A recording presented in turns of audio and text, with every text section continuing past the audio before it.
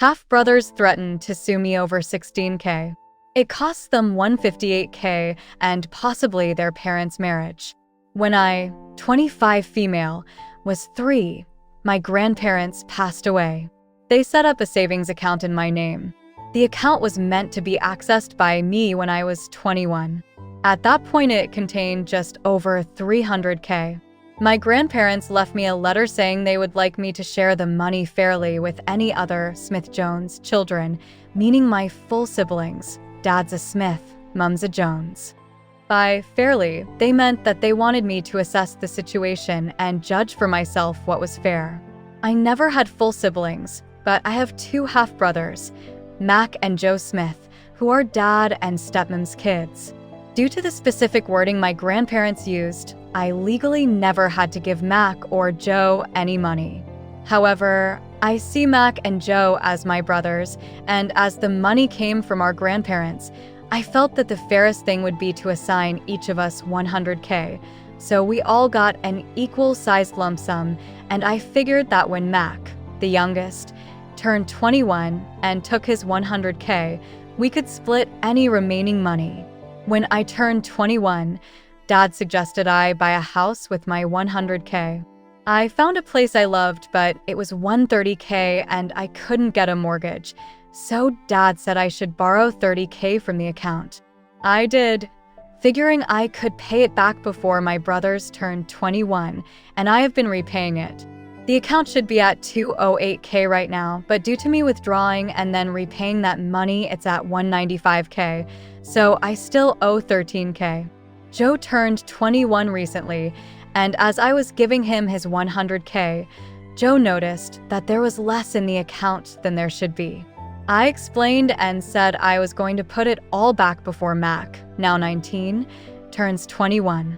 Joe told Mac and both boys said I stole from them and owed them the full $13K back plus $3,000 of interest that they felt they would have gotten, and they wanted it all paid by this summer, which gave me less than 6 months to bring the account up to $211K. I said I'd do it, but over 2 years as planned.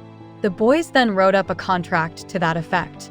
I went to sign it until I saw that it said 6 months to pay it all back. I wouldn't sign as we agreed on 2 years. They said I should figure it out as they were entitled to that money and would be seeking legal advice.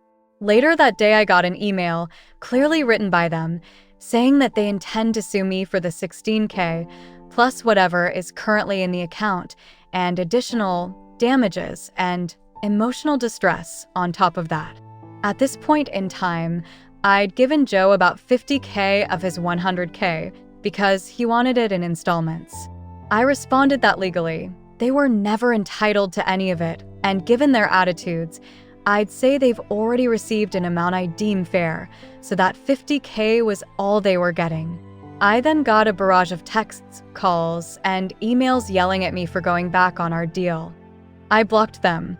They then took to social media, saying that I was trying to screw them out of their inheritance and rallying our extended family into harassing me over this, and it mostly worked as a lot of people messaged me. However, I got a message from this guy called Chris Smith. Chris said he was 27 and claimed to be my half-brother. I had never met him before, but he sent me photos of him as a kid with our dad, grandparents, and me. He showed me that he also had an account with $150K in it and a scan of a letter from our grandparents saying this money was meant to be shared fairly among Dad's illegitimate children.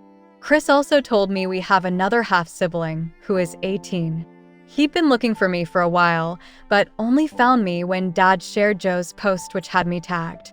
We checked with a solicitor to make sure, and as the boys are legitimate, they aren't entitled to anything in Chris' illegitimate kid fund, and as they are my half-siblings, they aren't entitled to anything in my Smith-Jones kids fund either.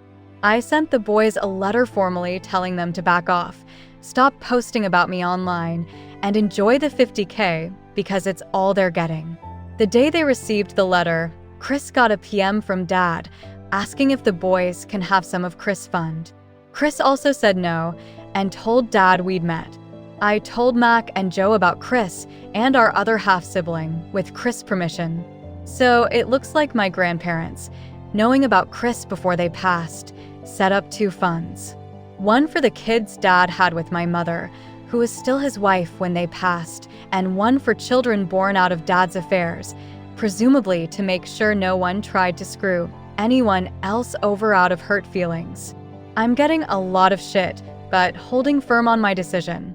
The boys have realized that I won't back down on this, and it sounds like I've caused a schism at their house, as Joe has all the money and no intention of sharing, so Mac is now feeling twice as screwed.